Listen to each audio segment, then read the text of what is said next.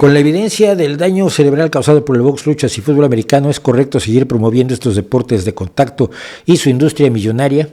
A ver, no es incorrecto si la gente sabe a qué se está exponiendo. Lo malo es que no supiera a qué se estaba exponiendo. Y cuando no sabían a qué se estaba exponiendo, tampoco lo sabían los que estaban al frente. Porque nos gusta mucho culpar a quienes hacían algo que no se sabía que estaba mal. Y claro, ustedes lo hicieron. Sí, no sabíamos que estaba mal, perdón, ¿no? Pero si la gente sabe a qué se expone, es que mira, yo estoy un poco preocupado porque la gente dice, y lo dice con mucha seriedad, es que la vida es muy dura. Ya, sí. Es que esto de tener hijos es jodidísimo y hay que educarlos y hay que alimentarlos y esto me genera un enorme estrés. Ya, debías haberlo sabido. Es que mi trabajo no me satisface completamente. Pues que hay muy pocas personas a las que su trabajo les satisfaga completamente. Es que mi vida es tremenda. Yo vivo bajo muchísimo estrés porque yo me esperaba. ¿Qué te esperabas? Cuando eras niño te dijeron que todo iba a ser color de rosa. ¿Tú crees que tienes un equipo de resistencia psicológica ante desastres porque decora mucho o porque se ha desarrollado evolutivamente por el hecho de que la vida es difícil? Hoy hay vidas mucho más difíciles que otras, esto es evidente. Hay gente que ha pasado cosas que tú dices, madre mía, es que yo reventaba, yo hubiera estallado. Y luego no estalla uno, eso es lo peor.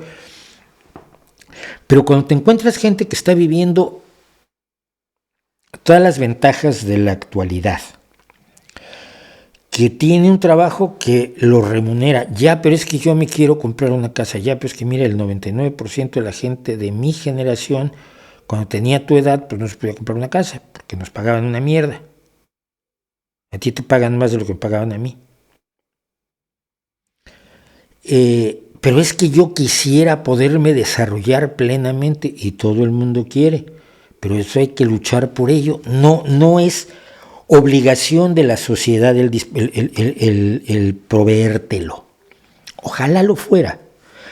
Pero hay una visión muy de Disneylandia en la cual todo pequeño tropiezo en la vida es una demostración de la injusticia de la sociedad, de los errores del gobierno, de la maldad de los que están a tu alrededor y de una vida que es aterradora y absolutamente insoportable.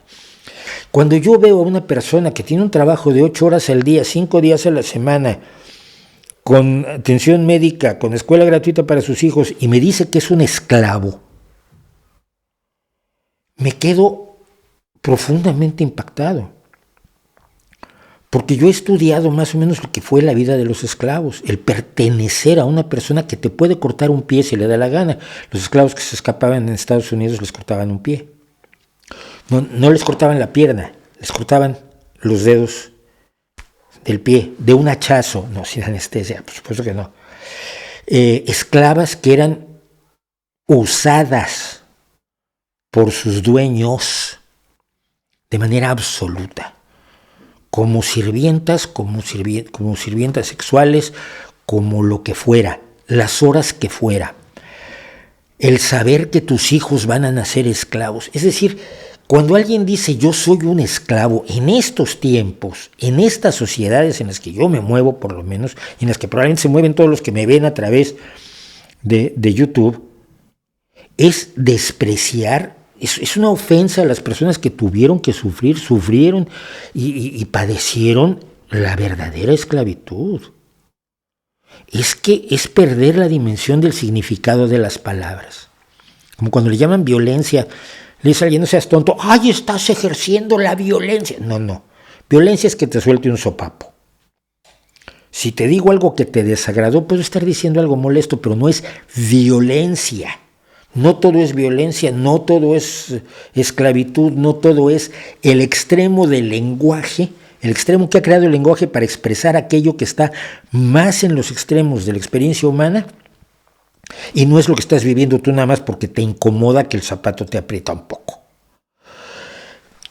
Evidentemente, cuando hay daños reales, daños como los causados del boxeo, siempre se supo.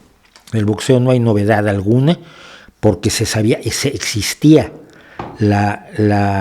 un síndrome del boxeador, ya en los años 50, ya cuando yo despierto al boxeo y veo a personas como Mantequilla Nápoles, o el Púas Olivares, o Sonny Liston, o Cassius Clay, Mohamed Ali, Joe Frazier, etcétera, es muy claro que existía el síndrome del boxeador, es decir, que los golpes en la cabeza te hacen daño, lo cual tampoco necesitas un doctorado para sacarlo.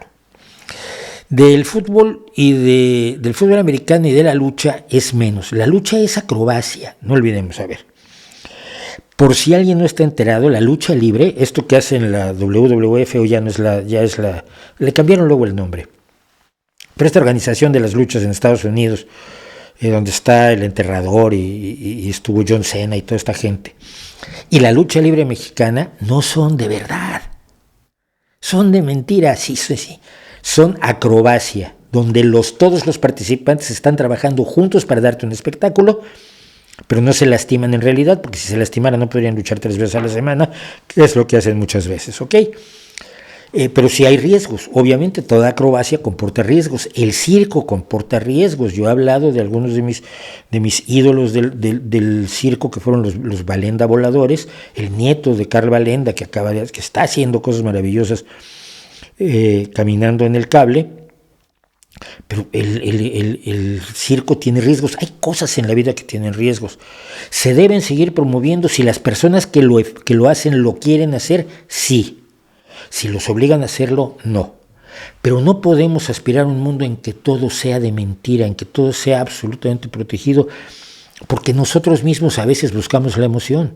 Cuando yo hacía escalada de roca, no lo hacía, yo decía, me gusta la emoción, no el peligro, usaba doble seguro y todo, pero sabía que pese a todo tenía yo un peligro, y ese peligro generaba emoción, y ese adrenalinazo pues tiene su placer, es una fuente de placer. Todos los deportes son de contacto, todos los deportes comportan riesgos. Si saltas con pértiga mal, te puedes romper el cuello. Pero no podemos aspirar a una vida absolutamente sin riesgos, porque es una vida muy vacía. Tenemos que eliminar los riesgos que se puedan eliminar, sobre todo para las personas que no tienen por qué sufrirlos. Me preocupa mucho más la seguridad de los trabajadores en el taller, en la fábrica, en la mina, en la oficina incluso, que cosas que se sabe que comportan un determinado riesgo. Entonces, la pregunta creo que se responde así, no sé si sea satisfactorio, pero no lo podría responder de otra manera.